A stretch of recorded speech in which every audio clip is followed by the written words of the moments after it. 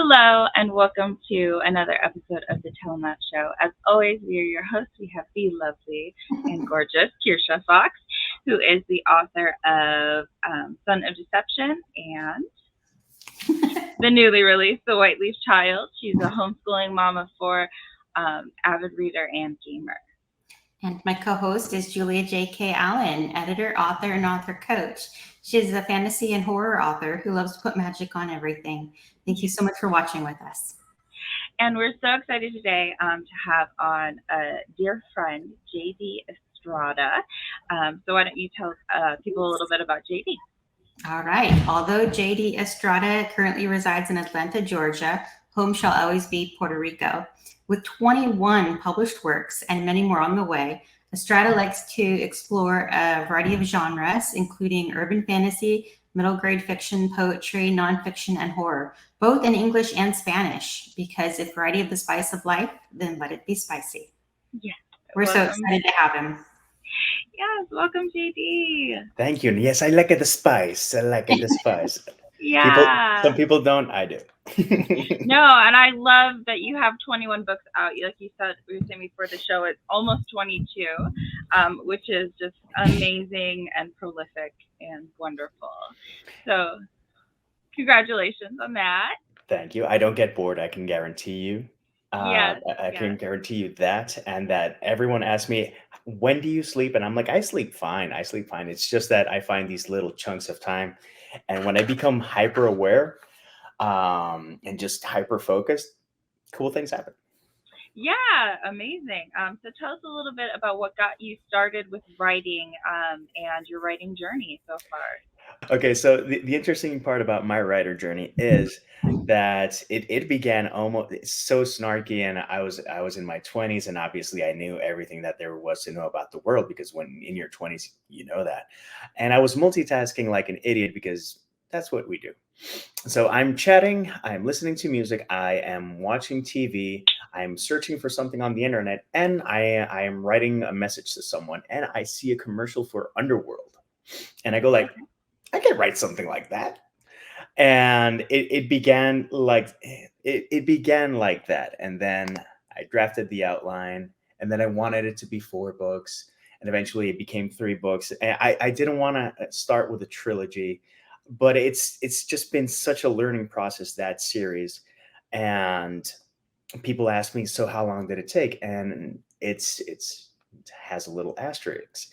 Writing, it was 6 years. But transcribing and editing was another year, because I write everything by hand. And everyone says, are you nuts? And I go like, just a little bit, just enough to keep things spicy. Right. I love that. Yeah, I actually used to write everything by hand as well, but then I got so annoyed with the process of typing it into the computer afterwards. But there's something very nice as far as creative flow and the way your brain works when you're doing it by hand. Well, and not having to depend on a battery. Yes, you depend on ink or pencil, Right. Pencils working and not breaking, but it's a different type of flow. You can take it anywhere. Um, Again, it took me 6 years, and a lot of this was written either in lunch hours or something like that. And I didn't have my own laptop, so I had to take like a notebook. Plus, I actually worked in a department where I was the only male, 14 other women, and sometimes I'm like, I gotta write. So Right. oh, I don't feel so good, and I have to and I would literally go to the bathroom for like 20 minutes to write. And it's like I would go in a bad mood and come out like sunshine. It's like, wow, did you eat something bad for lunch? And I'm like, yeah, but I feel better now. Right. Writing is very That's therapeutic. brilliant. You have to do.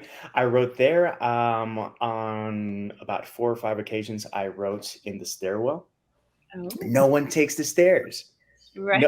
No one takes the stairs. But there are some people in the company that I worked at the time. There was another building that they worked at, and I'm not a fan of elevators. It's not that I have a huge phobia, but if I can get my steps in and some exercise and avoid an elevator and all the things that come with it, why not? So, particularly if it's only 1 or 2 floors, you can do that faster than the elevator. No, it was 5 floors in one building, and the other one was like 3 floors. That's fine. But Yeah. in the other building, people would have lunch in the stairs. So that was it was like a really creepy bunch. Not creepy, but it was a quirky bunch that it's like we're gonna Mm. have it's like eating soup in the stairs, and it was just a peculiar visual that eventually I'm gonna probably use it for something. Mhm. Right, right. That makes a great character, like the person who chooses to eat soup in the stairway instead of with their colleagues. Yeah. Whatever works and whatever keeps you sane. Yeah. Yeah, yeah. I love that you say that you had to write during small snatches of time, wherever you could find time. Mhm. I get that question a lot as a mom. They're like, "How do you find time to write as a mom?" I have 4 kids; they're Mhm. really busy. But that's essentially my answer: is you find time when you can. Right. Those little lulls, those little moments when you can.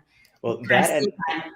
the other advantage to writing by hand is first off, if you read my handwriting, it is chicken scratchings, and it is more Sumerian than just the normal alphabet because it's just Right.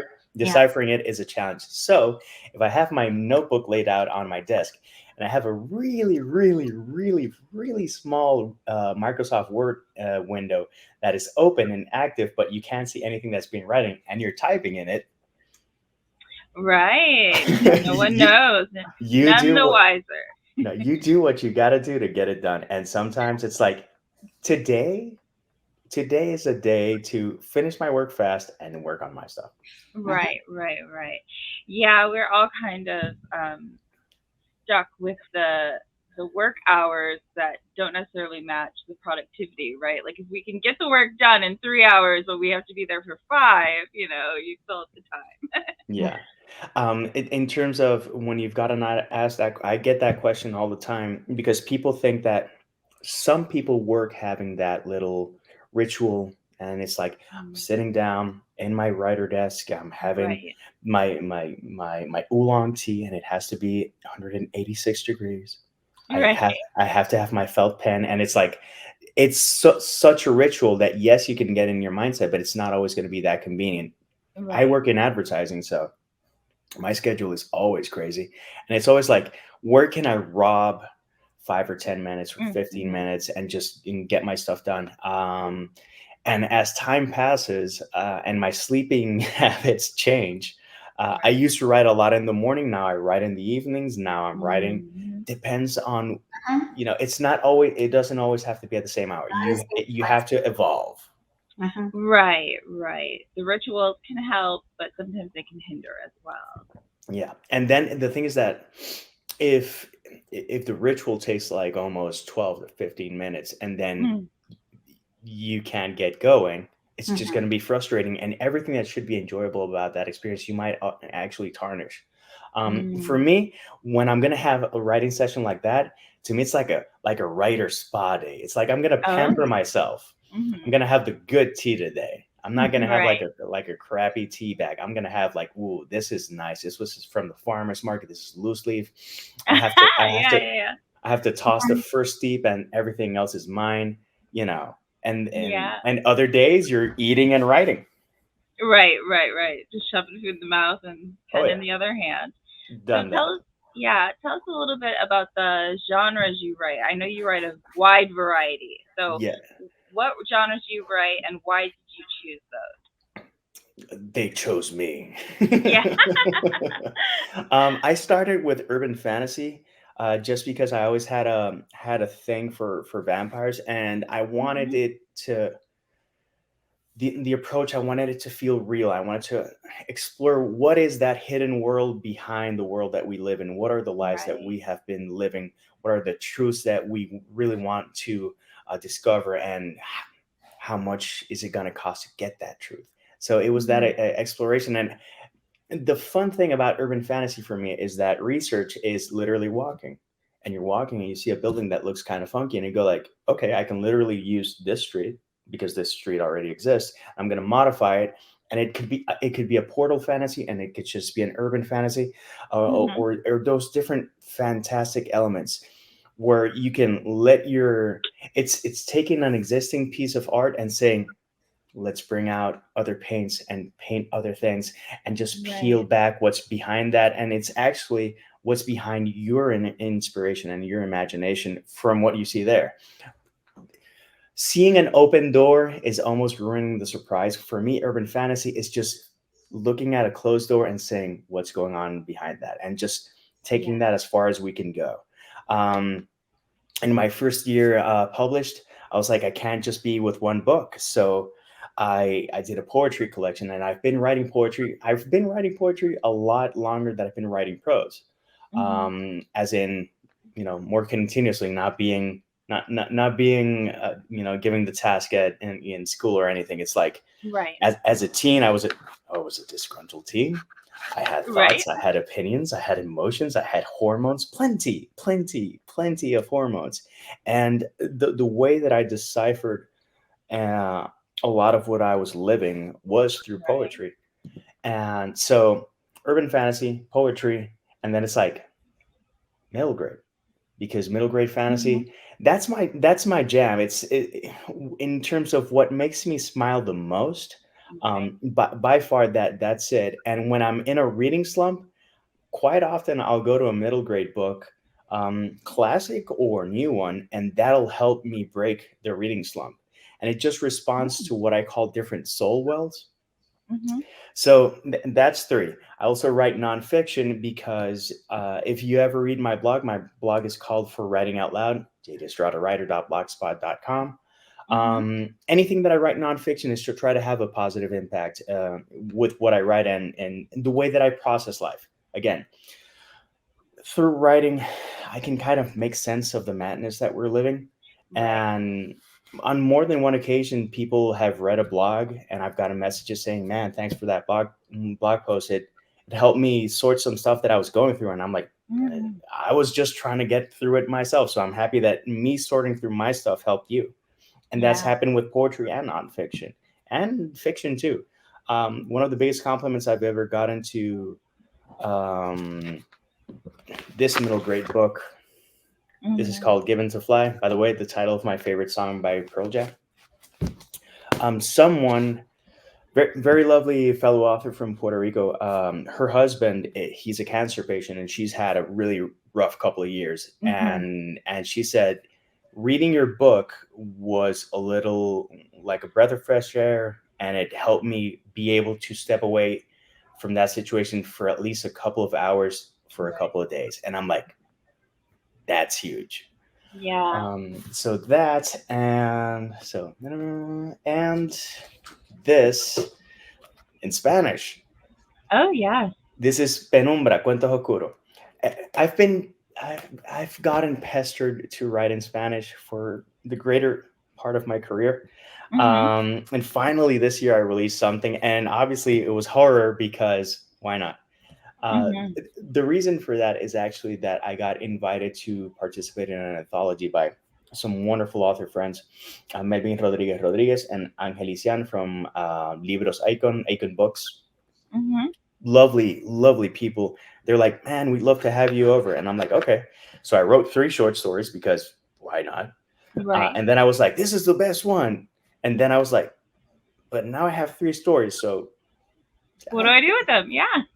and I just wrote a collection. And I wrote a collection.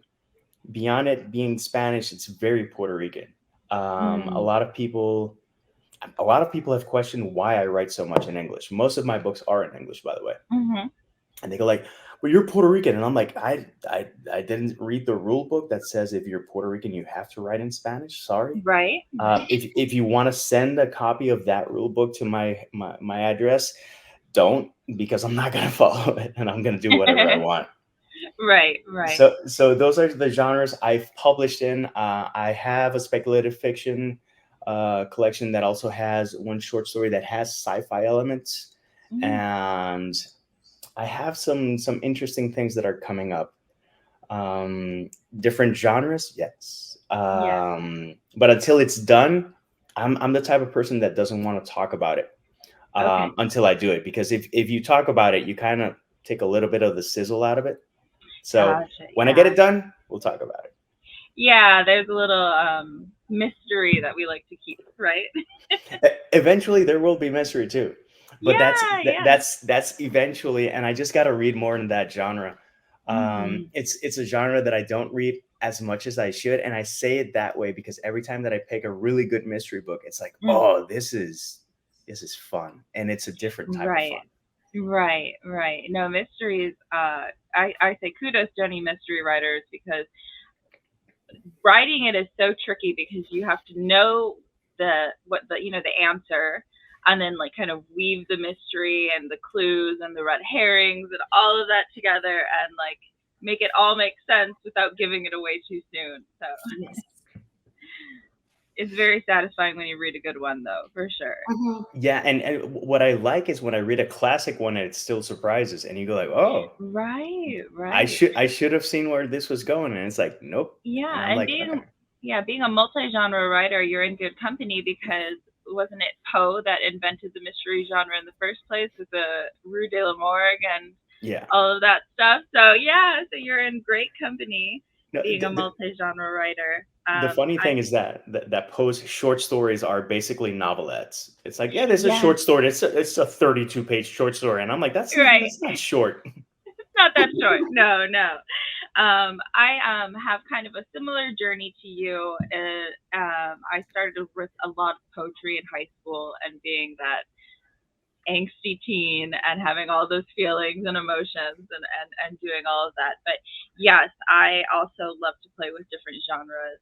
Even though, like we say in the intro, I like to put a little bit of magic in everything. So Mhm. yeah. As president of the poetry club in high school. Oh, So wonderful. we Yeah. are in great company. I love Yes. that.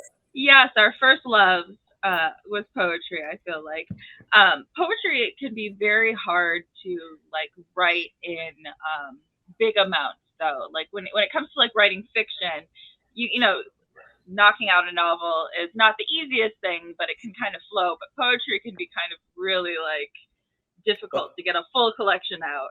well, for me, the thing is that I'm constantly writing, and I have like a dump file, and Mm-hmm. then eventually I'll go over it, and then I'll see like 6 poems, 7 poems, maybe 8 poems that Oh, have like a theme, and I go like, yeah. and I keep writing, and when I have enough that I go like, dude, all you need is a push. Come on, do it. Right. Then I do it, and part of my mission when as a poet and a writer is Mm-hmm. people think that poetry is one thing, and that Right. bothers me to no end. It's like Mm-hmm. I'm just not a fan of Emily Dickinson, and I'm like, there are different types of poetry. Nothing against Yes. Miss Dickinson. She is a Right. classic for several reasons, but I know she's not everyone's cup of tea. Mm-hmm. um I have do I have a copy of the book? No. Okay, but to give you another example, this is positive poetry. In this Okay. collection, I wanted it to look like a Mother's Day gift, so hence the cover. Mm-hmm. There's actually a poem about Bob Ross I love because that. Yeah. why not? And I have another collection. I'm not gonna go over. It's called Rhymes from the Wicked Nursery, and that actually got me a prize at a smaller awards, the Book Fest Awards. And it Oh, was me. congratulations. I wanted to write something that was worthy of the Adams Family book collection, something Mm-hmm. that you laugh and giggle at stuff that part of you goes like, you shouldn't laugh at that. Right. Oh, I love it. Yeah. That's so great. And in terms of Um, length, I actually do have uh, another collection. Most of my poems, I like to have them in one page, maybe 2 pages, so that I mhm. can, so that you have like, your dose of poetry and done. But obviously, because it's me, um, and there's one collection that has The Madness of Jonathan J. George, which it is a Lovecraftian poem, and it's the Mhm. exploration of madness in 8 movements, 100 lines to each movement. Each movement has a different rhyme scheme, different Oh. style, and it was intense to write. It was very cathartic, by the way. Mm-hmm. Um, but again, you go like, okay, 100 line poem would be enough. No, I'm gonna do an 800 line poem, and Right. eventually, I'm gonna get the idea. It's like you got to do something bigger, just cause, Right. Right. and I'll say, why not? Let's give it a go. Right. I love that. I love that energy. It's kind of like that must have been what James Joyce was feeling when he wrote Finnegan's Wake, right? Like, why Yeah, not? yeah. There's a lot. I think a lot of what really drives us is why not? And if someone says because, you go like, oh, then let's do it. Yeah, take on the challenge. Yes, You're only going to make me want to do it more now. Yeah. right. Pretty much. Well, let's talk about writing different genres. Okay. Why does it appeal to you so much to be so varied, and do you think your readers appreciate Okay, I'm gonna give you honest answers, and then that? I'm gonna give you the challenges of being a multi-genre Yes. author. Okay, Yes. why am I a multi-genre author? I work in advertising. That means that I've worked on, give or take, at least 85, maybe 90 accounts Mm-hmm. in my 20-year career. Okay. In that work, I've worked with no less than 65 or 70 artists. Mm-hmm. I've also collaborated with, I don't know how many other copywriters. I don't know how many creative directors. It's a lot of people. Mm-hmm. One of the jobs that I had was actually in a company, and our department worked with, it was two companies under one umbrella. One company had 26 departments, the other one had 22. So that's 48 departments. I've worked with a lot of people, and I like variety, and part of what drives me is variety. And you know, to quote Bruce Springsteen, or to not quote Bruce Springsteen, I never want to be a one trick pony. And that's quoting Mm-hmm. the song "The Wrestler." If you ever seen a one trick pony, then you've seen me. Then you've not seen me. Mm-hmm. For me, I've read so many authors that I see them dabble here and there, and you see when they're having fun, and they're not just Mm-hmm. doing it for a paycheck or because they have a contract. And for Right. me, since I'm doing it independently, I'm like, okay, what drives me? And I mentioned the term before, and it's soul wealth. And I think that Mm-hmm. there's immense depth to us, and limiting ourselves, I think, would be one of the most unjust things that we could do to ourselves. When I listen to music, my playlists include video game music, classical music, metal, salsa. um, I'll even put Barbie Girl just to ring tribute to the new movie, You're right. just because. And sometimes you have such a bad earworm that you need another one to get it out. Sometimes it works, sometimes it Right. doesn't. Right. I'm a rocker through and through, but I love variety. When it comes to food, I rarely order the same dish twice at a place. Every time that I go have ice cream, I don't order the same flavor twice. So why am I going to do that with my writing, or why am I going to limit that? Do my readers enjoy that? I have some people that have actually read all of me, and Mm-hmm. that is the biggest compliment. Right. And those are the people that, it's like, well, let's see what this crazy guy has in store this year. Mm-hmm. One of the things that I do every year is to make sure that I have something to publish on Mother's Day, or something new by or slightly before Mother's Day. That's an important thing for me. So, 10 years as a published author, I actually turned, my decade as an author was in March, and I've been celebrating low key just because I burnt. It's not that I burned the candle at both ends. I just chucked it in the fire, Right. and I was just going too hard. So some people really want to see that range. Other people just want you to write the thing, Mm-hmm. whatever they associate the thing to be with you. Right. But I've gotten compliments from most, if not all, my books. Mm-hmm. Um, I've I've heard things that have disheartened me, like in a con. I have another collection that has a poem called "The Box."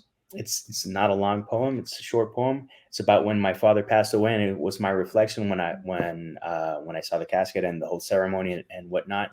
I had someone come up to me in the middle of a con and say, like, "Oh, you're the author of this." And normally people say you're the author of Only Human and stuff like that. And it's like, Mm-hmm. for someone to say it's poetry, I'm like, okay, that's cool, interesting. Yeah, yeah, Mm-hmm. I'm the guy. And he's like, yeah, yeah, yeah.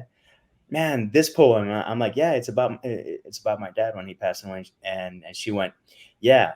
It finally helped me understand what I've been feeling the last 2 months. And I'm like, and then we had a really earnest and honest conversation. It was Mm-hmm. extremely lovely.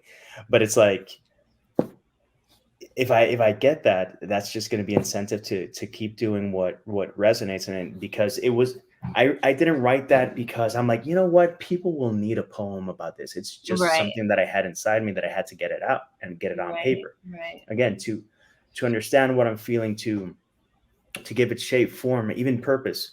I think one of the most important things that we have as authors, sure, we have self-doubt, and yes, self-esteem issues can be an issue, but every experience that we have, positive or negative, we can give it a spin and give it a purpose.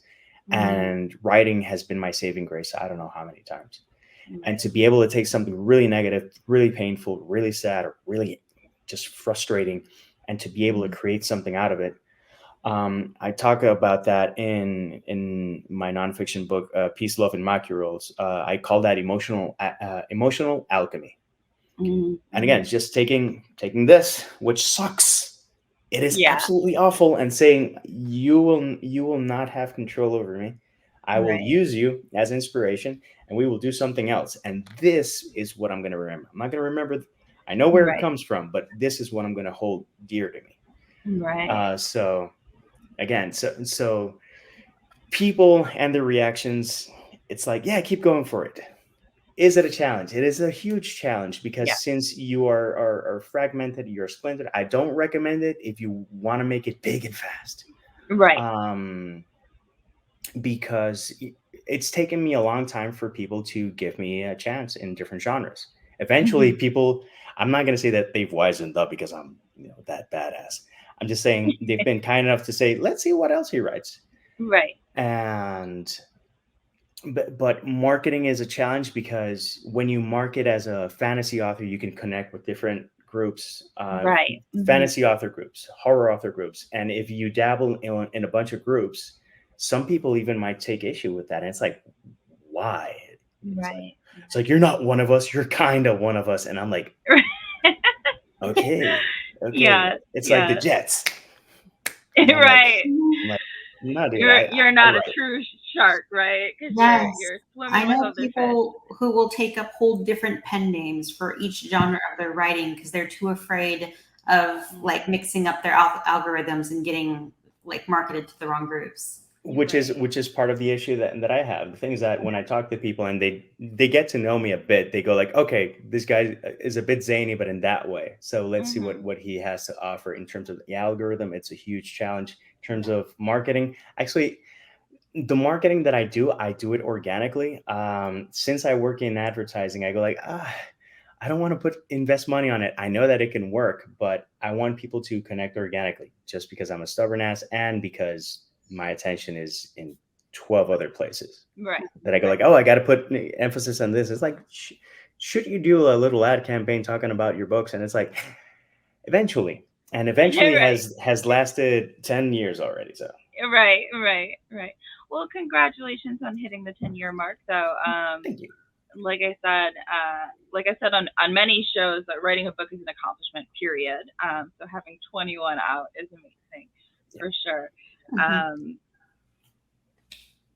I love that once people get to know you, then they give your other books a chance. Because I know it can be tricky, like you were saying with marketing.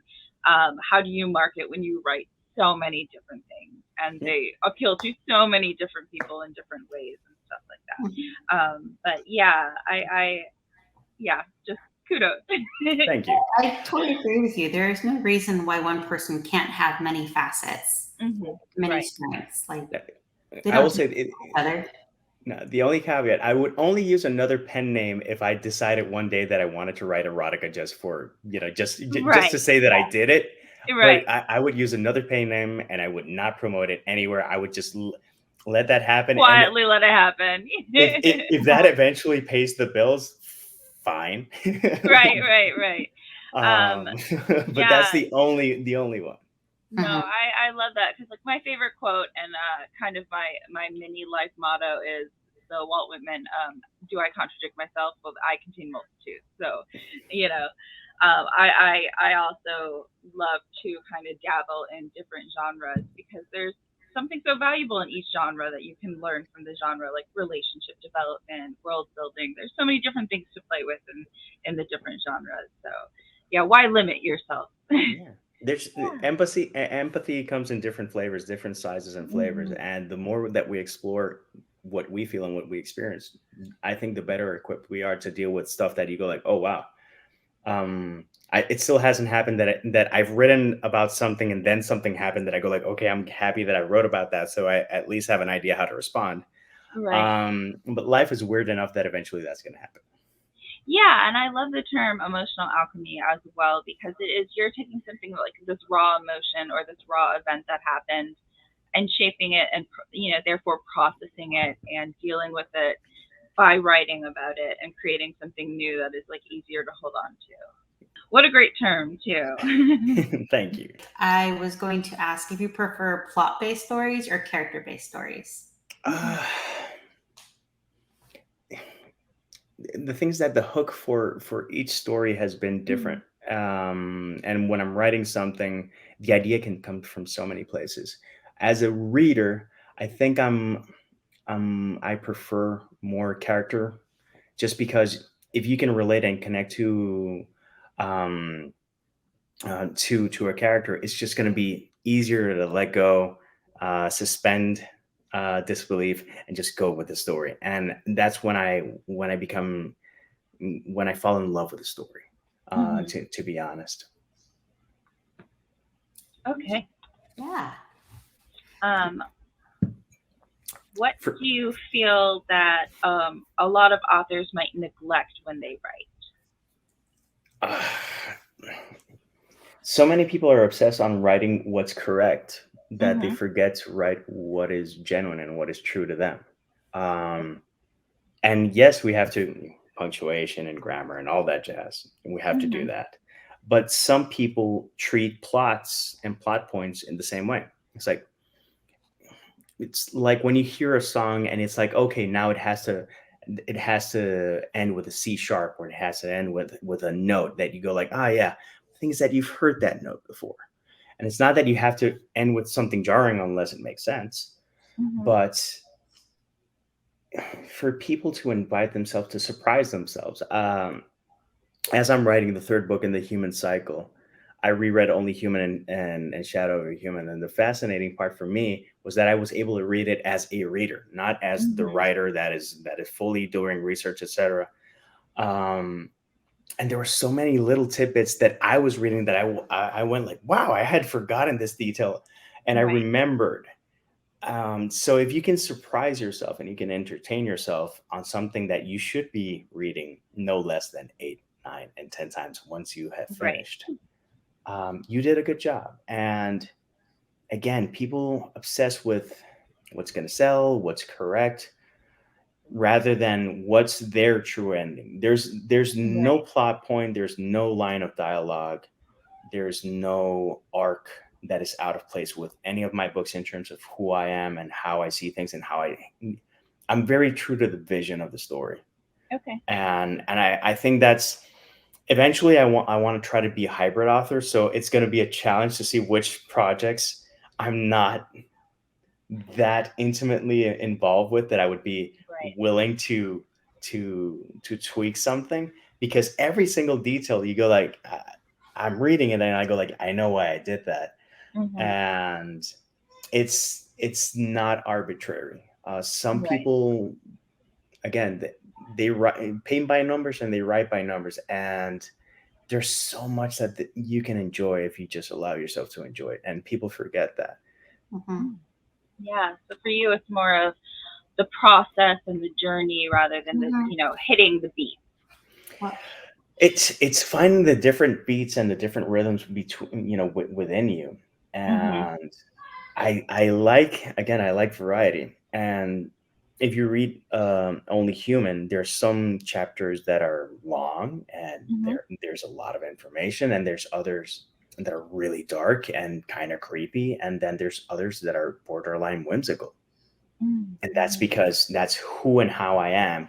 And because life has showed me that so often, even when things are awful, there can Mhm. be these little pockets and little moments of levity Right. Right. and silliness that remind you that whatever plans you had, life has life has its course and it's going to go its way. You just Right. got to pivot as best as you can. Yeah, the best laid plans of mice and men is one of my favorite quotes because it's just like, yeah, we have all these grand plans and then life throws a wrench in it. Yeah. Pretty much. I feel like a lot of us learn writing in school and they teach you Hmm. the parts of the story. You know, you have the beginning, you have the characters, you have the climax, you have the resolution, you have the Right. conclusion. They teach you the formula, and we are taught different formulas. The hero's journey, you know, is the most famous. Hmm. Those are wonderful things to study, but they aren't meant to be the only Right. formulas we can use. That's Yeah. like that's the starting point from which we grow out of. Learn the rules and then mindfully break them. Hmm. Yeah, but yeah, that's a good point, though. A lot of people write based on a formula. It might be their own formula, Hmm. but again, I just think it's limiting themselves. Some people are extremely successful with formulas. You just have to see Dan Brown. Dan Yeah. Brown is extremely successful and he's extremely entertaining. I haven't read all his books, but I've read Da Vinci Code and I read Angels and Demons, and I Right. enjoyed both. Yes. Um, I still have issues with the last line of Angels and Demons, and I think it's one of the worst sentences ever written ever. Um, it is. Try to imagine, like, wow, I nailed the landing. Let me just muck it up in the last sentence, and it's Right. just juvenile, childish, Was it poorly written. something about her doing yoga in She bed? was she was a yoga instructor, Yeah. and I'm like, And then in book two, he's with a completely different woman. I was like, Right. what the Right. heck was the point of the whole romance of the first Yeah. one? We were just going to swap her out for it's Bond girls. It's the same. Yes. It's the yeah, it's a same Bond mo. girl kind Yeah. of thing. And yeah, yeah. I'm glad you share my frustration. Right. Oh my God. Talk about a frustrating series to read. Bond. Reading I, the yeah, I read I'm not reading the this. first Bond book, and it was recommended to me by someone, and I was like, why would you recommend this to anyone with ovaries? Like, why would you just? but Yeah. I Yeah. heard that they actually want to update and modernize it, and I'm like, leave it be. Right. The Right. whole boulderizing everything, I think it's just awful. Mhm. And I think there's more lessons to learn if we read the original than reading Right. something that, well, this is more palatable. It's like, dude, no. Right. Right. I've never read a book. I've seen the movies, and I've gone like, wow, okay. The misogyny is strong in the Bond books, but there is something to be said for like being a product of its time, and obviously there's some interesting thought processes that are going on with the characters that are female. But it's just yeah, it's I don't think that necessarily like should it be rewritten to be more palatable to modern audiences. Like no, you should read it for what it is and take your lessons from it. Yeah, and it's not subtle. When you have a Yeah. when you have a character called Pussy Galore, Right. Right. it's like, okay, that's in the face. Right, right, right. And that's probably being tamed for for the Yeah, misogyny. yeah. But And it's just the secret agent that has it all going on. It's like, dude. yeah, yeah, yeah.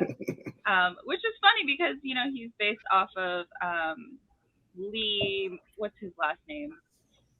He plays Saruman in The Lord of the Rings. It's based off him as a person, just because he was so badass in general. Christopher Lee. Yeah, yeah, Mhm. yeah. Well, interesting. No, my favorite story of Christopher. There are a couple of things that are awesome about him. One is that he released a metal album when he was 90 or 91. I'm not sure. Oh, nice. It was like 2 or 3 years before he passed away, Right. and it was epic. And the second is that he was getting he was getting direction from Peter Jackson in Lord of the Rings on Mm. something. And it's like, that's not the sound someone makes when you stab them in the back. And Mhm. it's Yeah, like, because he knows. Yeah, yeah, he he was was in he was World in the War war. II. Yeah, yeah. So he knows. Um, Yeah. It's when the guy stabs him in the back on top of the tower. Yeah. Mhm. exactly. It's the same with Roald Dahl. Yeah. He wrote a lot of kids books, but if you see his background, if you see what that guy actually survived, Mhm. Mhm. I think it makes it even more impressive. Right. Right. So we're talking about some different authors and stuff. Who is your favorite author, and what do you feel they do amazing? Uh, it's I always say that my favorite author in terms of stories is Neil Gaiman. In terms of Mhm. writing technique, I think it's Terry Pratchett, and I always say Brother Neil and Uncle Terry, and that's just the way Yeah. that it feels to me. Um, Terry Pratchett is ridiculously quotable. Every single page has something that's quotable, and the most that you can do with a sentence on any given paragraph, that guy was just next level. Right. Mhm. With Neil, what I love, and why he's the one that I've read the most, and if he published, like a happy birthday book, I'll read it. Mhm. um he hits on things that connect on a deep level that you would think that they don't make sense, but they do. And Mhm. when I read the Sandman, that was formative books and series that I've read. That's one. Mhm. The entire Harry Potter series was another one that had a big impact. The Chronicles of Narnia, Dune, those all those series just hit me really hard. And when I read Bukowski also had an impact. I had never read anything. I had heard about the guy, and then I'm in New Mhm. York, and I'm like, yeah, I should buy a Bukowski book because I was feeling fancy. And then I picked Mhm. up one of his anthologies that included poems throughout his entire career, and I just like flipped through, landed on a page, and I read two poems, and I was like, okay, I was not expecting that, because Right. he could be so crass, but in other occasions so deeply eloquent and Mm. just heartbreaking. And that's what I like about him. But in terms of Neil, he just goes for weird stuff that I go like, dude, yeah.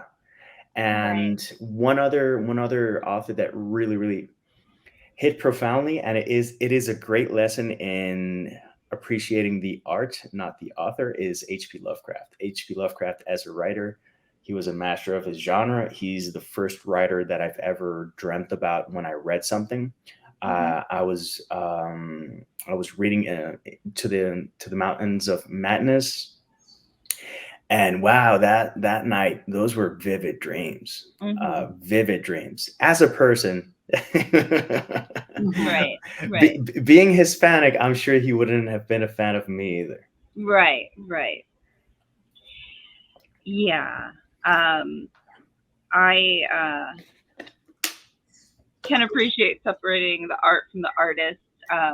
When they've passed, it's a lot easier to appreciate the writing and all of that stuff. Yeah. Right. So, what are some big things that you have learned going through the writing process and the publishing process? Yeah. Oh, formatting is a pain in the butt. Really is. Um, Oh my goodness. oh Lord. I think that's where everyone's gonna struggle. Editing, if you can make editing fun, you're gonna win. Mhm. What are you gonna win? I don't know. You're gonna just think that you're gonna win. Just because it's a very humbling process, especially Mhm. when you read something on in chapter 26 that doesn't coincide with something that's in chapter 38. And Right. some people don't mind, and they go like, no one's gonna notice. I'm fortunate that I did notice, and I was able to adjust. So those are some learnings, and for me, it's just good to write by hand, and then when I transcribe it, I see those faults. Mhm. And that's the first editing pass. Right. Right. Another thing that I learned is that if you don't ask, it's always going to be no. And more often than not, people have asked me, how did I get book events at different bookstores? I literally went up to the store manager and asked if I could do an event. Mhm. That is pretty much it. Mhm. I've gotten a couple of no's. I've gotten several yeses, Right. and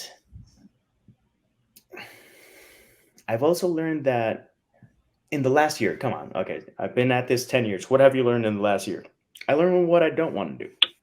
Yeah. I don't want to slave away and go to absolutely every single con and Mhm. have, I don't know how much other swag and other books and anything, just so that I can break even. Right. I'm when I write, I'm not writing to break even emotionally, spiritually, and as an artist. I'm doing this to do the. I'm not saying that I'm the best author, but I will be the best author that I can with every single book that I release. Mhm. And for me, that's good enough. Rereading my books, as research, or just to make sure that I maintain the tone. Um, I've learned that I'm not half bad, and Mhm. learning that and being able to accept that, it's something that a lot of people don't do, and some people might Right. even frown upon. And it's like, dude, enjoy your work and be Mhm. your own fan.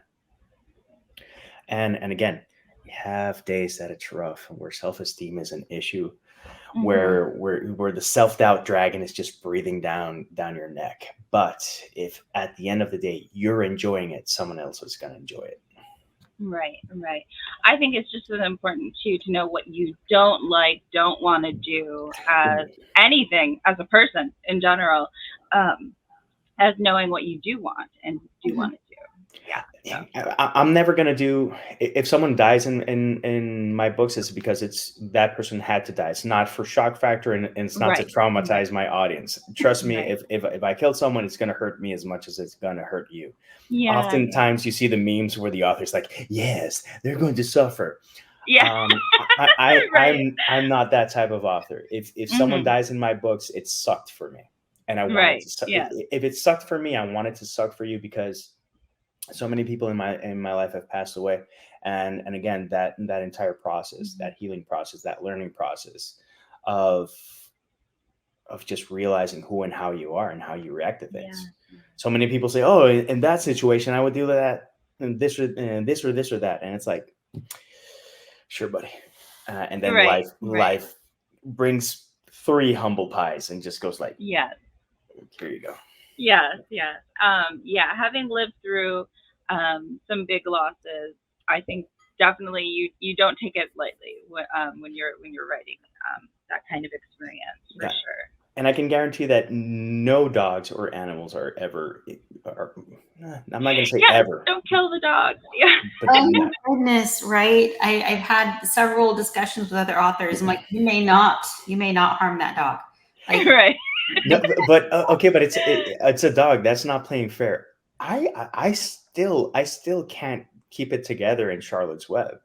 mhm, I I know. I cannot. know. As an adult watching it, you're still like that heartbroken little Yeah. child when you first read Mhm. that story. It's like, And Charlotte, ah, no. and it was Yeah. but again, that is, I'm not gonna say never, but Hmm. if it happens, it'll be something like that, because Right. Charlotte's Web, it's super sad, but it's poignant, and it has some lessons and something that you can take away.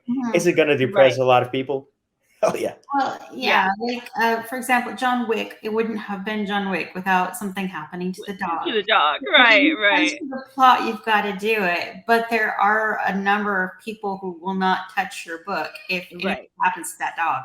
Yeah. Like, Right. But again, some people turn it's almost like a snuff film, and Yeah. if it's the appropriate For shock genre, value. mhm, yeah. Right. But and again, some people just, when you do something because it's something that you genuinely feel it's instrumental to the plot, Right.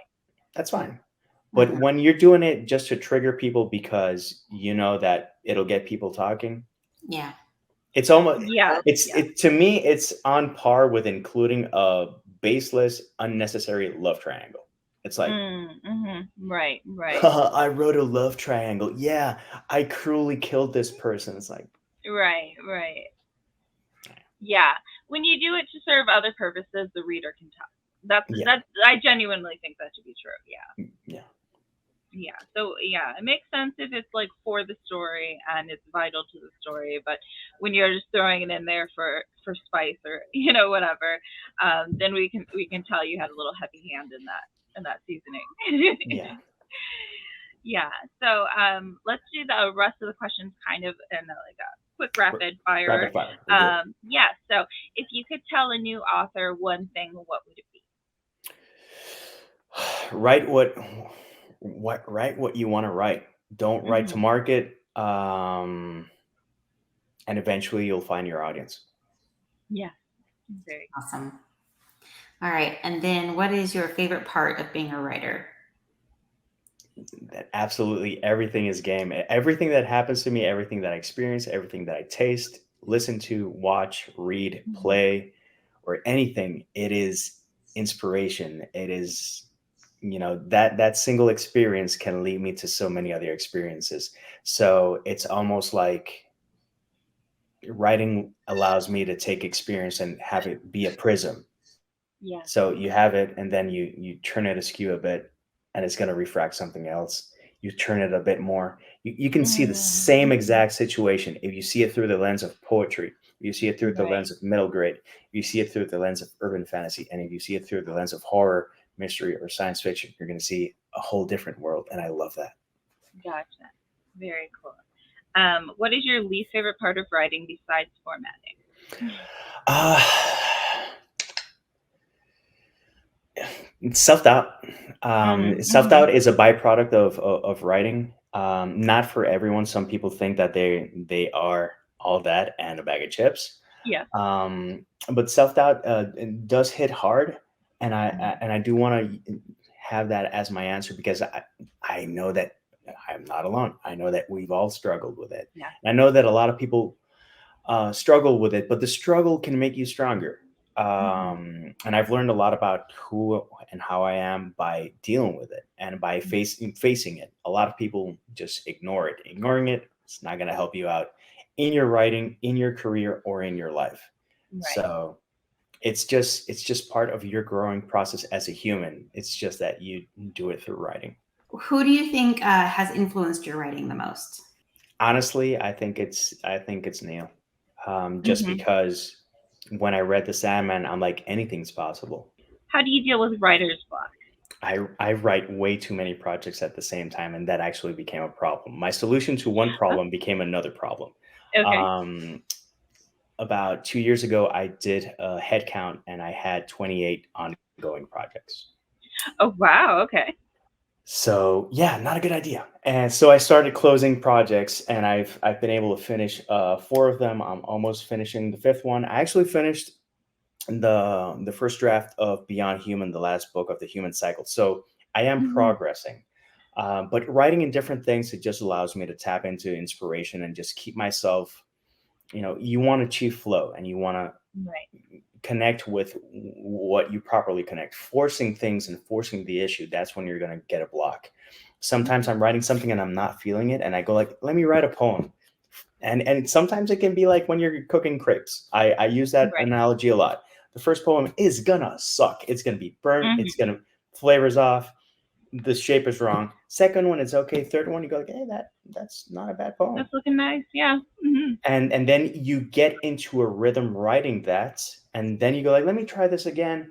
And this is not connecting, but then you go like, let me write a blog post. And the blog post reminds you that you have a nonfiction book, and you go like, let me see if I can write this. And then you work on that a little bit.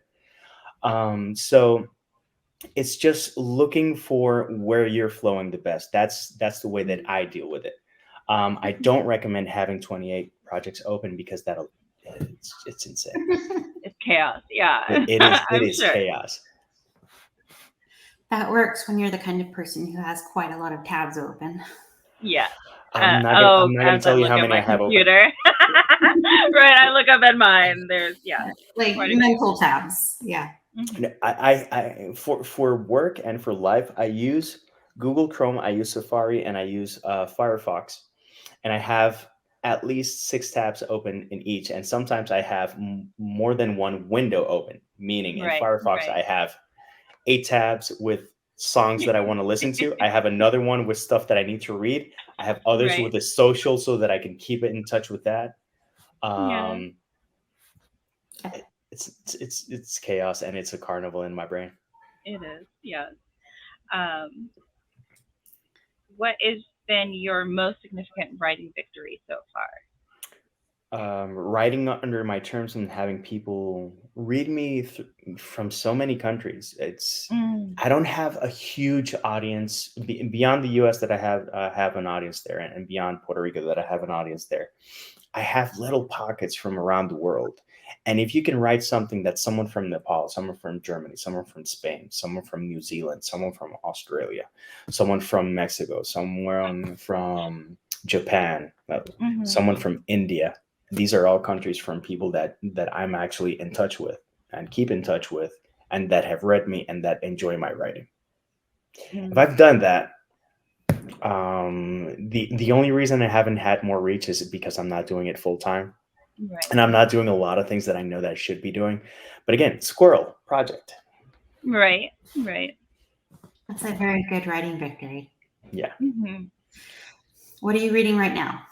I'm reading an indie book from a fellow Puerto Rican author. Her name is Carolina Cardona, and it is a very Puerto Rican steampunk book. And Oh. it is called Andujar, the Robot Gentleman of San Juan. Oh. And it is not a fast read. People can probably read it fast. It's for me, it's kind of like a slow burn. It's not something that's going to be like, oh man, action packed, Right. but it is what I wanted from a steampunk book. The only other steampunk book or that I was sold as a steampunk book was way back. I'm not going to mention the title and the author because some people might love the author and their book. I Mm-hmm. was not a fan. I was promised steampunk, and I got a lot of looking into his copper eyes, and I was Yeah. like, "What?" It's like taking Right. 3 packs of Right. Splenda and going like, Mhm. I was like, no. So Andujar, and so far, Yeah. so excellent. I'm very impressed. It has a proper Puerto Rican steampunk flavor, and it's in English. She's Oh. working on the translation. Um, I'm not sure if I'm going to read both, but reading the English one that has some lines in Spanish, it gives it that flavor that I go like, Right. Right. I've seen a lot of people try it, and a lot of people fail. I've seen Right. someone, and she is super lovely. I met her at the Puerto Rico Comic Con. We follow each other on socials. To have someone that lovely write something that awesome is always cool for me. It is. Yeah. When it's like, oh, they're such a good person, an awesome person, and then you read the book and you're like, I love it. Yeah. Yes. Last question: do you have writing advice that you hate, or just really doesn't resonate with you? Anything that is the 5 things that you have to do. Right. Anything that starts that way can. I am moderating my language so much with y'all. Because for me, Appreciate I just want to I want to toss it out the window. Right. It is people speaking from a point of view, trying to have authority, Mhm. and they know that it's clickbaitable and stuff like that. It's not that you can't write 5 things that you can do. It's Mhm. the 5 things that you have to do. That's where I go Right. like, Right. because what Yeah. works for me might not work for Kershaw, might not Right. work for you, might not work Right. for all of my author friends, and Mhm. maybe it does. My experience is that what works for each of us is if there are 10 recommendations, Right. 2 or 3 of those are gonna click, and the other 7, it can be like a total miss, or it can be like, eh. Yeah. And I think my main problem with that is that people get lazy and they want to do the Mm. 5 steps and they want to follow them verbatim and get Right. results. Right.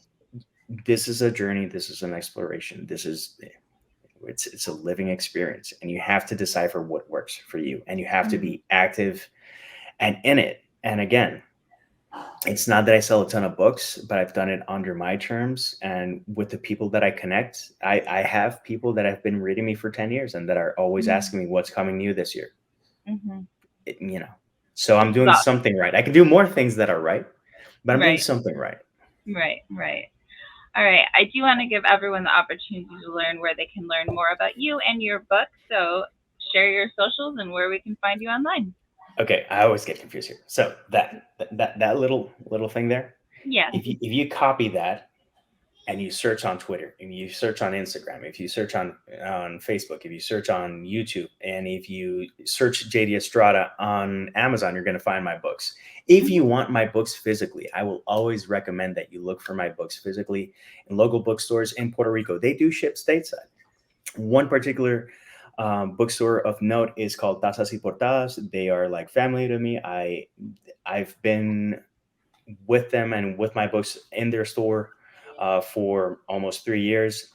They are just solid and beautiful, wonderful people. If you have any writing questions, life questions, or just want to chat it up, by all means, uh, just you don't even have to follow me. Write me, but don't spam me. Mhm. Okay. Wonderful.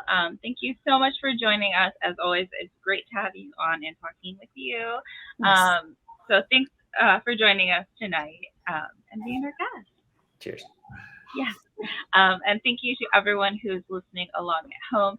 If you make sure to check out our next episode, which always releases on Friday. And remember, there's more than one way up a mountain. If you're interested in being a guest on the show, you can find us on social media at The Tellnut Show, or email us at thetellnutshow@gmail.com. Thank you so much. Thanks again for listening. If you enjoyed the show, consider subscribing and liking. We appreciate all the support. Julia J.K. Allen is an author, editor, and coach, and can be found at hijinksrudder.com. Kirsha Fox is an author, avid reader, gamer, and mother to four, and you can find her at kirshafox.com. Thanks and see you next time.